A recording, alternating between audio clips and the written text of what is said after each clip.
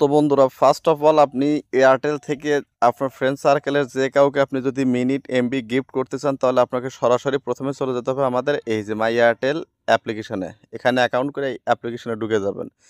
তো মাই এয়ারটেল অ্যাপে ঢোকার পরে আমি যে স্টেপগুলো দেখাইতেছি ফলো করুন, ঠিক আছে? দেখুন, মাই এয়ারটেল অ্যাপে আমি কিন্তু প্রবেশ করে ফেলেছি। ওপেন হোক।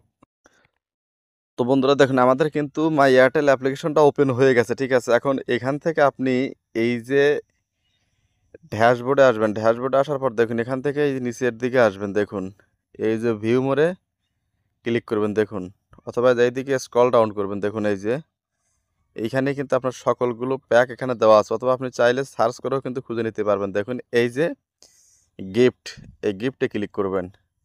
তো গিফটে ক্লিক করার পর এখানে কিন্তু প্ল্যান আছে। আপনি চাইলে নিজের সিমের জন্য যদি কেনেন, তাহলে এখানে লেখা আছে সেলফ, এইটাতে ক্লিক করবেন। যদি গিফট করেন তাহলে এখানে গিফটে ক্লিক করবেন, ঠিক আছে? ক্লিক করার পর জাস্ট কত দিনের জন্য নেবেন প্ল্যান। ধরুন আপনি 3 দিন, 3 দিনের জন্য কী নেবেন? 3 দিনের জন্য ধরুন আপনি 1.5 জিবি ইন্টারনেট নেবেন এবং 30 মিনিট নেবেন। দাম পড়বে কত? 80 টাকা। তো আপনি কী করবেন? এখান থেকে বাই প্ল্যানে ক্লিক করে দিবেন। তো এখন আমি এখান থেকে বাই প্ল্যানে ক্লিক করে দিলাম। বাই প্ল্যানে ক্লিক করে দেওয়ার পর দেখুন, এখানে কিন্তু এই যে লেখা আছে সেন্ড টু, এখানে কিন্তু মোবাইল নাম্বার, আপনি আপনার যাকে পাঠাবেন তার নাম্বারটা দিয়ে দিবেন। ধরুন আমি একটা নাম্বার দিয়ে দিলাম।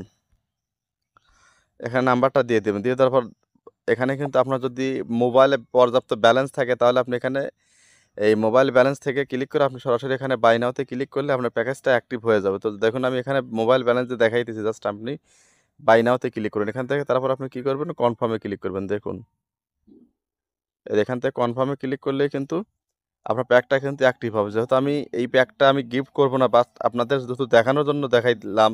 আপনারা এখান থেকে কনফার্মে ক্লিক করলে কিন্তু আপনার ব্যালেন্স থেকে টাকা কেটে যাবে, আপনার প্যাকটা কিন্তু অ্যাক্টিভ হয়ে যাবে। তো এইভাবে কিন্তু আসলে গিফট প্যাক চালু করতে হয়।